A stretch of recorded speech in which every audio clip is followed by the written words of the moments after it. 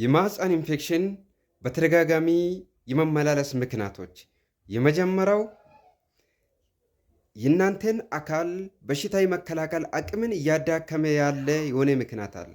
የሆነ በሽታ ሊኖር ይችላል ማለት ነው። ለምሳሌ ስኳር ሊሆን ይችላል፣ ሌላ ቫይራል ኢንፌክሽን ሊሆን ይችላል፣ ኦር ካንሰር ኦር ዋቴቨር ብቻ የሆነ በሽታ ሊኖር ይችላል። ድንገት ይሄ ሊሆን ይችላል ምክንያቱ፣ የግድ ይሄ ላይሆን ይችላል። ሁለተኛ ምክንያት ትክክል ያልሆነ የአንቲባዮቲክሶች አጠቃቀም። በትክክል በሽታችሁ ሳይታወቅ ዝም ብላችሁ መድኃኒት አንቲባዮቲኮችን አትዋጡ፣ አትውሰዱ። ሶስተኛ ምክንያት የሆርሞን መዛባት፣ በተለያየ ምክንያት ማለት ነው። በበሽታ ምክንያት ሊሆን ይችላል። በተለያየ ምክንያት ሆርሞን ሲዛባ፣ በተለይ ኤስትሮጂን ሲጨምር ለፋንገስ ኢንፌክሽን እና ተያያዥ የማህፀን ኢንፌክሽኖች ሊከሰቱ ይችላሉ፣ ሊደጋገም ይችላል። ሌላ ምክንያት የወሊድ መከላከያ እንክብሎች ወይም ሌላ መድኃኒቶች። የወሊድ መከላከያ መድኃኒቶች የሆርሞንን መዛባት ስለሚያመጡ በሽታው የማህፀን ኢንፌክሽን እንዲደጋገም እድል ይፈጥራሉ።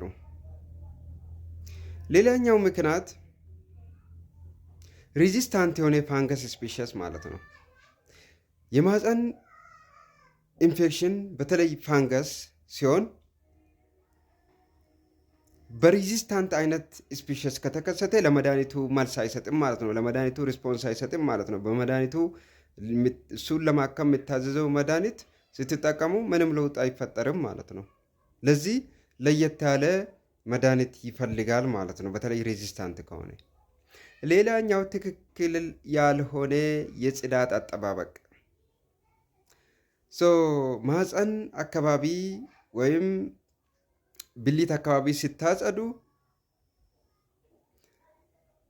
ወደ ውስጥ ገብታችሁ በብዙ ውሃ እንደዚሁም ሳሙና በመጠቀም ወይም ሌላ ሽታ ያለውን ነገር በመጠቀም ማጽዳት የለባችሁም።